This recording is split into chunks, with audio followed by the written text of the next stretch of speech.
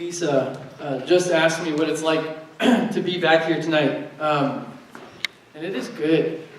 It is good being in a place where you've met God, and not that there's anything particularly special about these chairs, but just kind of remembering who I was as a freshman, who I was as a senior graduating, who I am now, and how much I've been impacted. Like John said, I met my wife here. I got my job out of what God did here. I'm living with 7 other people because of what God did here. And to see and to remember, part of me wants to scrap everything that I had planned for tonight and just share stories about the last decade of worship in this room that I've been able to be a part of. But someone would be mad at me. So I'm going to just share one because it will segue nicely into tonight's topic. My junior year, I was living in the old Dickinson. I was one of the last student years to live in that set of dorms. And I come home one night, and my roommate and one of our friends are hanging out. And this friend of ours, she had broken up with a boy recently enough that she was still feeling some hurt, but long enough ago that he had just started dating someone else, and it kind of reopened the wound for her. And so she had opened up her laptop, and she was on the Facebook page of this new girlfriend, and was talking about how pretty she was and how cute they looked together, and was just kind of wallowing. And I looked at her and I recognized something that I've seen in my own family, that I've seen in my mom and my aunts, that I've seen in my sister, and I wanted her to know deeply that she was loved. I wanted her to live out of the confidence of being fully known and fully loved, of being created in the image of God, and I wanted her to know that was what was going to make her beautiful and nothing else. That any standard she used to compare herself to this new girlfriend, because she's not God, would end up being a worldly standard and would either lead to pride or she would be crushed. And so with all the wisdom of a junior year male, I turn to her and I say, "You're fishing for compliments, and I'm not going to feed your insecurity, so stop it." Well, she stopped, mostly because she started crying, and closed her laptop and walked out of the room. And we've laughed about it since. The ways that we intend to be received are not always the ways we're actually perceived, right? Sometimes we feel this tension. On the one hand, we want to do what God is telling us to do. We want to do the things in obedience to Him, and we know that that's not always going to be popular. We know that might mean we have to do things that take us away from the people that we know and love. We might have to do things that make people actually stop being friends with us. We might have to do things that people just don't get. We might have to do things that are just weird. Communion is weird, right? Like, it's beautiful and mysterious, and I love it. I go to a church that does it weekly because I can't get enough of it. But it's weird, right? On the one hand, we want to do these things because we know that God has called us to do these things. And yet, we also know that the way we live our lives is a testimony. That our actions are a witness to who God is. And I don't mean in like the fake Francis quote about, preach the gospel at all times, and if necessary, use words. Words are always necessary. Preach the gospel at all times. If you want people to understand and respond, use words. And yet, right, we do. People are intrigued by the way we live our lives. I tell people I live in a house with 7 other people, and they go, "Why do you do that? That's weird." And then I get to explain, and it's awesome.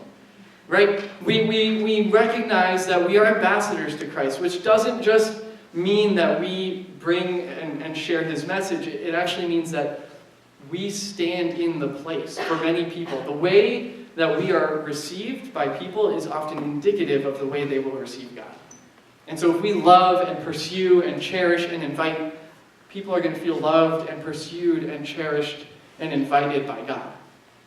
And so we don't want to take that lightly. We don't want to be junior year Nathan Bixler, who's saying truth, might I say, but not doing so with any actual love, right? No actual, you are receiving this as love. So on the one hand, we feel this tension because we want to love God, and on the other hand, we feel this tension because we want to love people. And yet, that's exactly what Jesus calls us to do. Jesus doesn't seem to find any apparent contradiction there. He doesn't seem to find any problem. And I think that actually that answers the question. I think I could actually sit down and the talk would be done and you would be a little dissatisfied. I would be dissatisfied. But I think it's that simple. I think it's just love God, love people. And I know that there are some of you in this room who are like, but it's not that simple. You don't know my life. It's true, I don't know your life, but I also know that it is that simple because I sat in literally these exact same seats, heard people say it's that simple, and then said, no, it's not that simple, you don't know my life. It is that simple. Love God, love people. It's not easy, but it's not complicated. Right? Your friends, to use a stereotypical example, your friends, want to go out drinking with you, and on the one hand, you don't want to give your decision-making faculties over to something that is not God. And yet, you don't maybe want to fulfill Christian stereotypes, or you don't want to be seen as a prude, or you want to love people where they are. What do? Love God, love people. Go with them. Don't get drunk. Have more fun than all of them. Right? It's possible. It's possible to do. If your friend wants to cheat off of you on a test or your homework, and on the one hand, you want to have academic integrity, and you want to honor your professor and be diligent in your work, and on the other hand, maybe there's some extenuating circumstances and life's just been really difficult, and you want to love your friend well, love God, love people. Don't let them cheat. And then spend however long it takes every day doing the homework with them, helping them study. It's not easy, but it's not complicated. It's maybe to use a better example, Urbana is our triennial missions conference. It's coming up in December. You should all go. If you want to go, though, it costs some money, right? If you save $10 a week between now and Urbana, you will have enough for registration and your hotel. That's not complicated. Now, it's not easy, right? For some of us, that's going to be really difficult, but the act of taking $10 and putting it in an envelope once a week, in of itself, is very simple. And even those of you who don't necessarily come from a church background, you still have to grapple with something similar, right? How do we both be teachable and kind of open-minded and listening to other people and not be people who are closed off and just kind of yell our opinions at people instead of having dialogue with them, while also still sticking up for the values that we have, the things that we believe? How do we manage these two tensions? It's something we're all going to have to deal with, and I think it's just a matter of doing both. The one place where I'll allow that it actually gets complicated is when you have to choose between loving someone in a way that they will receive short-term and loving someone in a way that is healthy for them long-term. So one of my housemates, Paul, and I, we were at this conference called Ambition in Florida in January. It was wonderful because I live in Rochester now, and so it was gray and snowy, and in Tampa it was like 70 degrees. And we're walking around, and we run into this homeless person named Phil. And Phil wants a few dollars for a drink. And we're urban ministry is something that's been important to us. We actually met at Night Cup. That was kind of the bedrock of our friendship. And so, we said, well, we don't really like giving cash, but we'd be happy to buy you something. He's like, I just need I'm just $1 or $2 short. Well, it turns out he wants a Four Loko. If you don't know what a Four Loko is, it's a drink that's both caffeinated and alcoholic. They used to legitimately kill people, and they had to tone it down because people were dying. And so, right, on the one hand, there are some of us who would say, well, never buy him the Four Loko. It's feeding his addiction. It won't lead to any long-term actual relief or healing. And there are some of you who would say, he's going through withdrawal. His body is on fire and he's shaking. Have mercy on him the way God has mercy on us. buy him the Four Loko and then help him get into a program or something. I can't tell you what to do in that situation, though.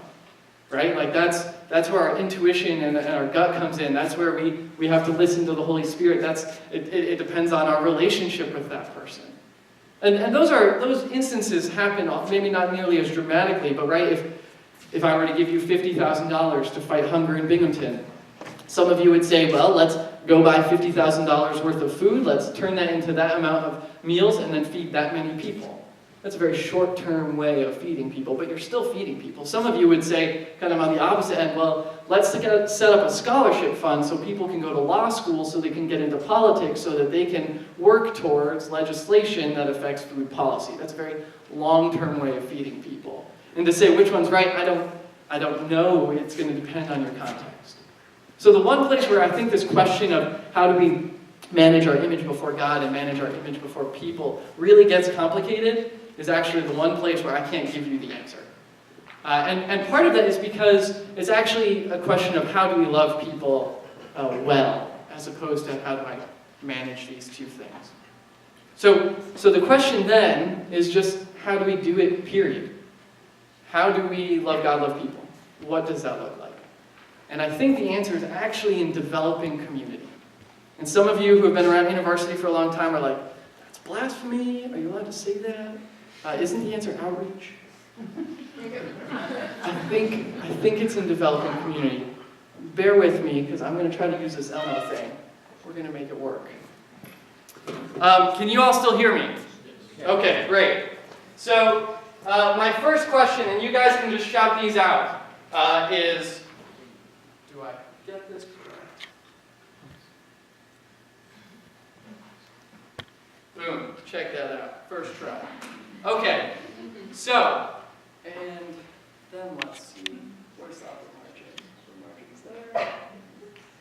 Lower margin is there. Okay. Just want to make sure you all can see this. So what is community? You can just shout out answers. Friendships. Friendships. What else? Churches. What do you mean by that? It's a place where you can gather. A place where you can gather. Nathan, it's too small, we can't see that. I can zoom in.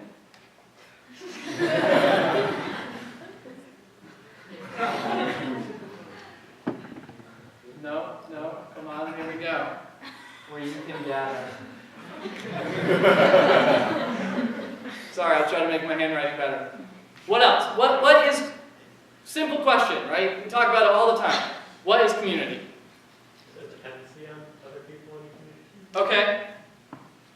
I'm going to put interdependency. Vulnerability. Exchange. Exchange of what?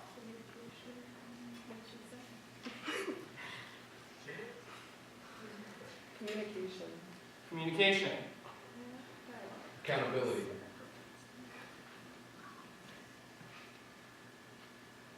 Intimacy.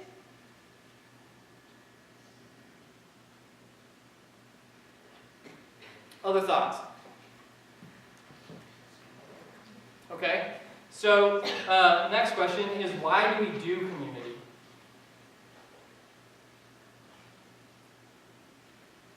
To receive love.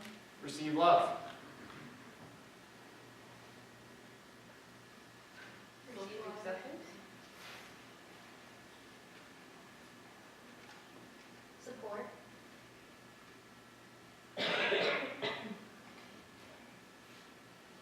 Other thoughts? Give love. I'll just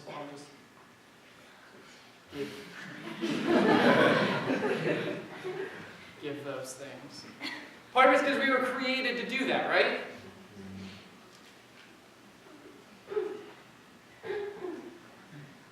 Okay, my last question then is, what are the obstacles? What gets in the way? Communication. Pride.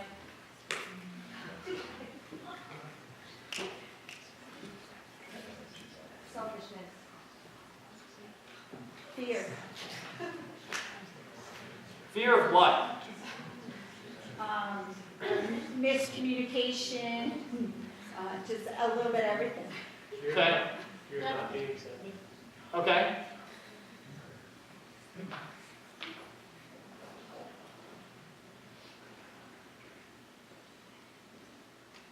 I'll put / rejection.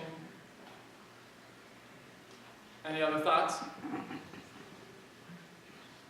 Introverts. I'm going to rebuke that because introverts can do outreach. What I'm going to put is fear-based shyness.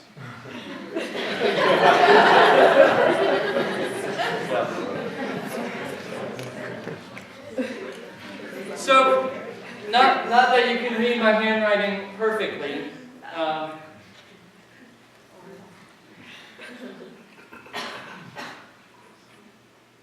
But aren't all of these things true of outreach as well?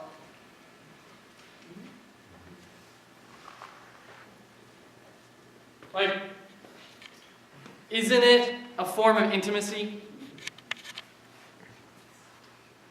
And aren't the obstacles the exact same things?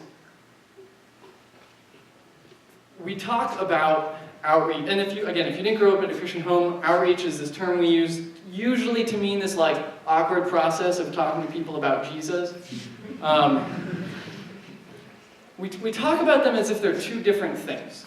And sometimes we recognize that they're connected somehow, but we still use language as if they're diametrically opposed, as if we have to choose between one or the other. Right? We use two sides of the same coin. Guess what? Two sides of the same coin are pointing in different directions. They're not, though. Outreach and community are the same thing. Right? It's water and ice. It's the same substance. It's hot water and cold water. You use one to make lemonade and you give it to someone in the summer. You use one to make tea and you give it to someone in the winter. It's a matter of context. It's the same substance. Outreach, born of intellectual assent, will always be lackluster, but so will community. Right? We all had that friend in elementary school where like our moms made us be friends. We weren't friends with them. We just didn't beat them up. And maybe even sometimes we did that, right? Like we recognize when these things are fake. And so sometimes we try to talk about one without the other as if we can separate the two. We can't. Community, if it could be separated from outreach, community would just be like Mean Girls, right? Like it would be this clique. It would be unloving. And outreach would be like that guy on the subway that just yells Jesus a whole bunch of times and expects people to be like, oh, do you have anything I could accept to fill this gaping hole in my soul, right? Like, no, both are unloving. And I think sometimes, right, we feel this tension of how do I love God and how do I love people? How do I both do outreach and do community? And the truth is, I think that we miss it. We misattribute the tension we feel. I don't think the tension comes from the fact that these are two separate things. I think it comes from something else entirely, and that is that God often seems absent. When God seems absent, then we act in trepidation and in fear. We don't trust him to show up, and so we never take any risks, and we never invite anybody. And so consequently, we put up all these barriers to seeing God at work. So he continues to seem absent, and he continues to reinforce what we think we already know. But when God shows up, we get excited about that. We point to that, and we say, look at what is happening. That's amazing. And we begin to invite people, and we begin to take risks, and we begin to love people that most people on the campus will ignore, and so we continue to create room for God to continue to show up, which continues to get us excited, and the cycle continues. So the question then stops being about these tensions entirely, and it's how do we do these things?